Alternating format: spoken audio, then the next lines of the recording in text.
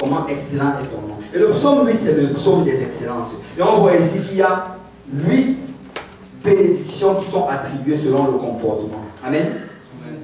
Et quand on parle de heureux ici, en grec, c'est makarios. Et makarios, en fait, si tu regardes la bénédiction, ça ne veut pas juste dire être heureux d'une manière temporaire, mais c'est un heureux qui est prolongé. C'est une bénédiction qui est prolongée. Ce n'est pas une bénédiction qui va juste arriver sur cette terre-ci, mais c'est une bénédiction non seulement sur cette terre, mais dans les temps à venir. Donc si tu mets ceci en pratique dans ta vie, alors tu vas être béni sur cette terre, mais aussi dans les temps à venir.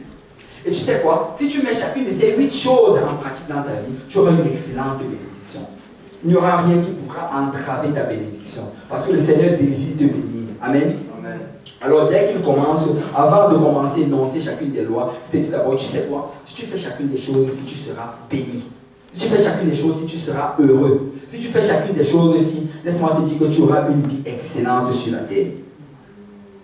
Et là, on va au premier. Matthieu 5, verset 3. Heureux les pauvres en esprit, car le royaume des cieux est à eux.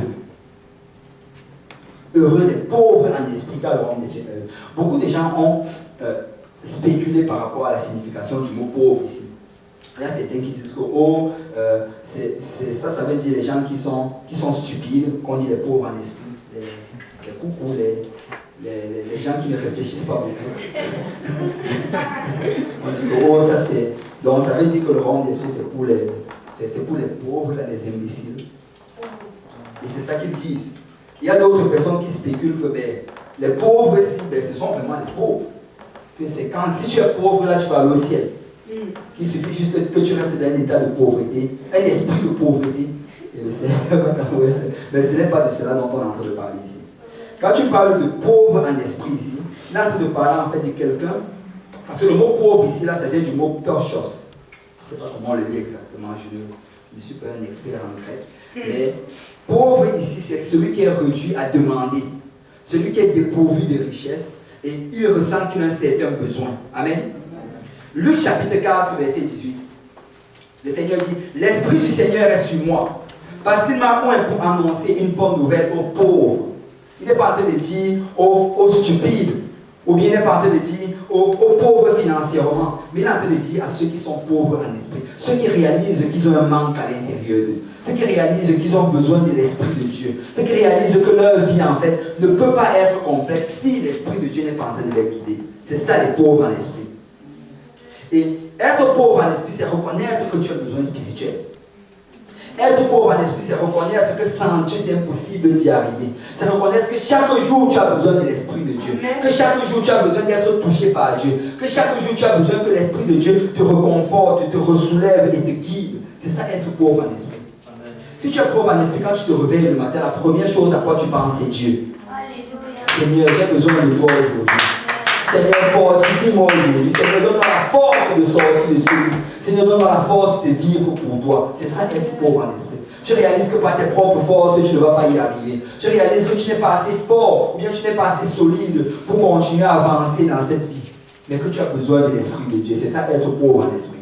Amen. Et tu sais, la Bible nous dit que car tous ont péché, ils sont privés de la gloire de Dieu.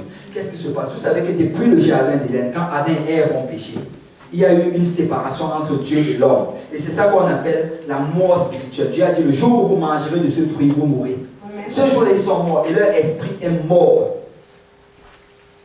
Et dès qu'ils sont morts, là, ils étaient dans un état de pauvreté en esprit.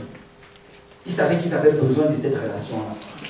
Et la Bible nous dit ici que tous ont péché et sont privés de la gloire de Dieu. Chacun d'entre nous aussi, nous sommes dans cet état-là. Nous sommes dans un état où nous avons une pauvreté en esprit. Mais la chose, c'est ceci. C'est que quand tu viens et que tu donnes ta vie à Dieu, la Bible dit que tu es né de nouveau parce que l'esprit qui est en toi qui était mort prends maintenant vie et rentre en communion avec le Seigneur. Et c'est comme ça que maintenant tu peux rentrer en communion avec lui. Et malgré cela, le fait que cette relation-là est basée sur l'esprit, quand tu laisses la chair prendre le dessus, tu ressens vraiment cet état de mort, tu ressens cet état d'abattement, tu ressens cet état de pauvreté. Et c'est pour ça que encore et encore et encore, tu dois te mettre à genoux et commencer à prier le Seigneur. Oh Seigneur, fortifie-moi encore maintenant. Oh Seigneur, pardonne-moi encore de mes péchés. Oh Seigneur, remplis-moi encore de ton Saint-Esprit. Et nous avons besoin de cela. Mais vous savez que c'est la responsabilité de chacun d'entre nous de continuer à aller vers le Seigneur, de reconnaître son état de pauvreté d'esprit. Parce qu'il y a beaucoup dehors qui ressentent cette pauvreté, ils ressentent un vide à l'intérieur d'eux, mais ils essaient de le remplir avec beaucoup de choses du monde. La Bible nous dit que quand Adam et Ève ont péché, qu'est-ce qu'ils ont fait? Ils ont pris des feuilles de figuier et ils se sont recouverts avec. Ils ont fait des couvertures. Et la feuille de figuier, en fait, le figuier, j'ai un peu fait une petite étude sur cet arbre-là. Moi, on dit que le figuier, on n'a pas besoin de le pousser. Le figuier, en fait, il plante, il peut pousser. On n'a pas besoin de le planter. Il germe tout seul. Tu n'as pas besoin d'aller prendre un soin particulier pour qu'il grandisse. Il va juste germer tout seul. Et le monde aujourd'hui, c'est comme ça que le monde regarde le péché. Quand tu vas voir quelqu'un, tu vas lui dire qu'il est pécheur, tu vas lui dire qu'il est, peut-être qu'il est en train de commettre quelque chose qui est désagréable à Dieu. Il va te dire qu'il est né comme ça. Tu vas te dire, oh non, je suis né homosexuel. Je suis né comme ça, il n'y a rien que je puisse faire. Et aujourd'hui, en fait, tout le monde va toujours dire que les choses sont juste venues comme ça. Ce n'est plus de la faute de personne. Aujourd'hui, là, ce n'est plus de la faute de personne. Quelqu'un va aller braquer une banque, après il va dire, oh, ben, on va dire que oh, le pauvre garçon, il a grandi, il a une enfance difficile. Nous avons, beaucoup d'entre nous, nous avons des enfances difficiles. On ne prend pas tous les banques. Amen. Amen. Quelqu'un va commettre un meurtre, on va dire, oh oui, mais sa femme l'a trompé. Je n'importe quoi. Je n'importe quoi. Parce que nous avons tous cet état-là, nous avons tous en nous cette gêne du péché-là, et nous devons continuellement aller vers le Seigneur, crier vers le Seigneur, remplis-moi encore de ton Saint-Esprit, donne-moi encore la force aujourd'hui. J'ai besoin d'avancer, j'ai besoin de m'attacher à toi. Et les gens aujourd'hui ne veulent plus entendre ce genre de message. Ils ne veulent plus l'entendre. Ils veulent juste rester dans cet état continuel de je ne suis pas coupable, je suis innocent. Mais la Bible nous dit heureux les pauvres en esprit, car le royaume des cieux est à eux. Qu'est-ce que ça veut dire? Ça veut dire que si continuellement tu es pauvre en esprit, si continuellement tu réalises que tu as besoin de l'aide de Dieu, si continuellement tu réalises que tu as besoin que l'Esprit de Dieu te fortifie, alors le royaume de Dieu est à toi. Le royaume de Dieu est à toi. Et quand on parle du royaume de Dieu ici, ou bien des cieux, on n'est pas en train de parler de quelque chose qui est lointain ou bien qui est invisible. Le royaume de Dieu, en fait, aujourd'hui, c'est l'Église. Sur la terre, aujourd'hui, le royaume de Dieu, c'est l'Église. Et si tu viens aujourd'hui avec une attitude de pauvre en esprit, alors c'est ça qui va te permettre de rester dans l'Église. C'est ça qui va te permettre de vivre jour après jour pour le Seigneur. Si tu restes toujours dans cet état de dépendance spirituelle, que Seigneur, j'ai besoin de toi, je ne peux pas y arriver sans toi, c'est ça qui va te permettre d'y arriver. Parce que si tu arrives dans un état où tu te dis que oh, je vais pouvoir y arriver par moi-même, je vais faire des efforts, je vais faire ceci et cela, mais tu n'y arriveras pas. Et très rapidement, tu vas commencer à dégringoler. La clé vraiment du royaume des cieux, la clé pour rester dans la maison de Dieu, c'est continuellement, Seigneur, j'ai besoin de toi. Je reconnais que je suis faible, je reconnais que je suis incapable, je reconnais que je suis plein de défauts, et je reconnais que je ne suis même pas capable d'obéir à ta parole, mais j'ai besoin de ton esprit, Seigneur. Aujourd'hui encore, j'ai besoin de ton esprit, parce qu'avec le Seigneur, c'est au jour le jour. Au jour le jour. Je tente de parler à un frère, et je tente de lui dire qu'écoute, ne regarde jamais. Ne regardez jamais dans une semaine. Ne te dis pas que oh, j'ai réussi à éviter de pécher aujourd'hui, mais qu'en est-il dans une semaine? Est-ce que je vais encore pouvoir réussir à éviter ce péché-là? Ne regarde jamais comme cela. Avec le Seigneur, c'est au jour le jour. Amen. Si tu as réussi à éviter, à la fin de la journée, loue le Seigneur, adore le Seigneur, remercie le Seigneur de t'avoir donné la force. Et ensuite, dis-toi que demain encore une autre force qui va venir. Parce que la Bible nous dit que les bontés de l'Éternel se renouvellent chaque matin. Chaque matin, une coupe de bonté que le Seigneur vient encore verser sur toi. Alors ne regarde pas à demain. Il y a déjà une provision pour demain. Amen. Ne regarde pas pour après-demain. Il y a déjà une provision pour après-demain. Le Seigneur a déjà pourvu. Tout ce que tu as fait, c'est de te soucier d'aujourd'hui. Persévère aujourd'hui. Tiens ferme aujourd'hui. Regarde vers le Seigneur aujourd'hui. Et il se souciera, il s'occupera du lendemain. Amen. Nous devons continuellement garder nos yeux vers le Seigneur. Nous devons continuellement être pauvres en esprit. Reconnaître que nous avons besoin de l'Esprit de Dieu dans notre vie. Et vous savez, si tu mets ce précepte-là en pratique dans ta vie, ben, tu vas rester dans la maison de Dieu. Le royaume de Dieu sera pour toi. Mais là, maintenant, ça va t'amener maintenant à la deuxième bénédiction. La deuxième bénédiction, c'est Matthieu chapitre 5, verset 4. Heureux les affligés, car ils seront consolés. Heureux les affligés, car ils seront consolés. Jésus n'est pas en train de dire ici là que c'est tout le monde qui va pleurer, qu'on va venir consoler. Parce que quand on regarde l'affligé, si on a l'impression que, c'est juste que quand je vais pleurer, le Seigneur va toujours juste venir me consoler, je vais arrêter de pleurer, d'écrire mes larmes. Ce n'est pas ça. Souvent là, tu vas rester chez toi, tu vas pleurer, jusqu'à les larmes vont finir. Après, tu vas te lever le lendemain, tu vas venir à l'église. Personne ne peut suivre tes larmes. Amen. Quand on parle de consolation ici, quand on parle d'affligé, ce n'est pas par rapport à cela.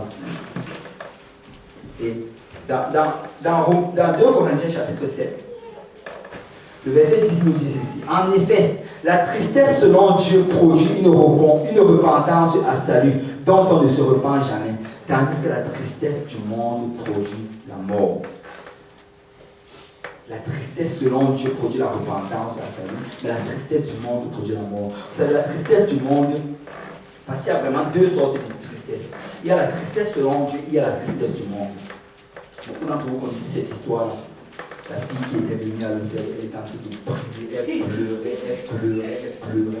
Et là, le prédicateur, il était vraiment impressionné. Il se disait que waouh, le message là a vraiment touché.